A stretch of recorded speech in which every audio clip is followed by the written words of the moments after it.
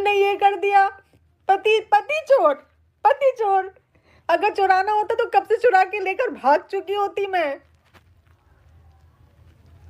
अगर जिंदगी बर्बाद करनी होती ना तो कब की कर चुकी होती, कब की।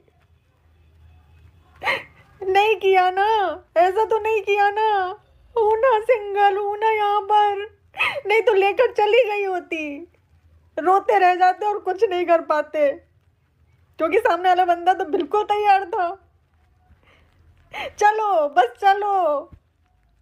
अभी तो आपने सुना कि नेहा ने क्या कहा, कि नेहा सचिन के साथ जाने को तैयार नहीं थी।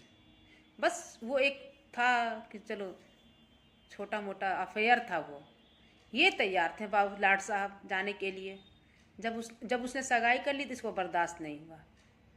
ये ऐसे ही नहीं मनीषा के पास